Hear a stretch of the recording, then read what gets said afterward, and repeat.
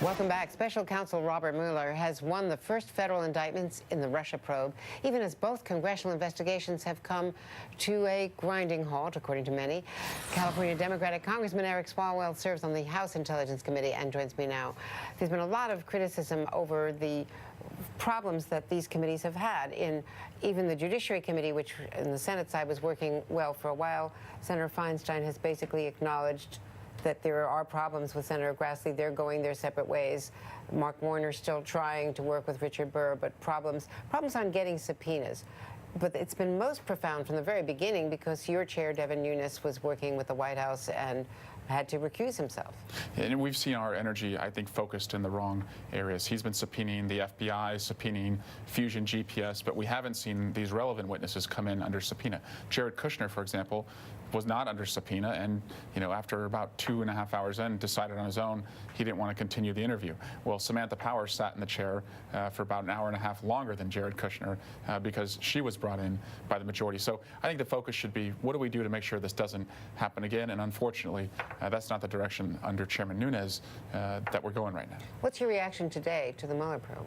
Big news. I think the most interesting news is around George Papadopoulos. That stipulation of facts shows first that he was, as a senior foreign policy advisor, someone the president called an excellent guy, working with the Russians, traveling abroad during the campaign, and then taking meetings with Russians about dirt that they had on Hillary Clinton. This sounds a lot like the June 9th email.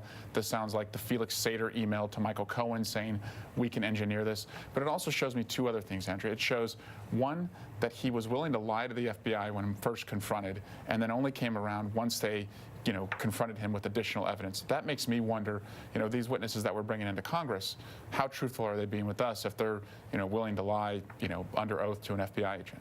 What about the recent steps taken by Chairman Nunes, by other Democratic leaders, by Trey Gowdy, to go after Hillary Clinton on the very day that we felt that they were getting closer, that Mueller is getting closer to indictments? Well, it helps the Russians because the Russians like to see further discord in our country. And if we're not doing all we can to make sure that we're not going to prevent a future attack, and we're going back in time and reopening, cases around emails or, uranium deals, that disunity allows them to attack us again. I think the best thing we can do is actually have an independent commission.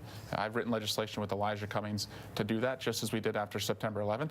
Continue to doggedly pursue this on the House Intelligence Committee, but know that I think having a bipartisan appointed panel of experts is probably our best way to fix the mess that we're in. Have you Democrats, you and Adam Schiff and the others, thought about folding your tent?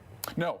No. We have a responsibility to do all we can to bring relevant witnesses in, identify how we were vulnerable, look at what the government response was, look at whether any officials on the Trump team worked with the Russians, and when you read the Papadopoulos, stipulation of facts, it's clear that they were, and then put reforms forward so this never happens again. There's going to be barriers that we're going to have to clear, and we're going to continue to do that, but we know, who's counting on us, and those are people who want to freedom to choose when they go to the polls. What is your reaction to the Republican leadership in the committee wanting to investigate the uranium connection? Well, it doesn't have to be this way, and Paul Ryan is green-lighting all of this. He's allowed Devin Nunes to recuse himself, but still issue what I think are non-relevant subpoenas. He's allowed these new investigations to open. I think for Democrats, as part of our case, as to why we want to be in the majority in 2018, that we will govern responsibly and focus on what Americans care about when it comes to the freedom to choose in our democracy. Do you think that the uranium issue should be investigated? If there are issues that haven't been explored by the Intelligence Committee, sure, but not at the expense of, I think, this investigation. And I think what's happening here is the disruptive way to put this ahead of our investigation because of, at best, an incuriosity about what the Russians did, and at worst, a way to work and advance the White House's narrative.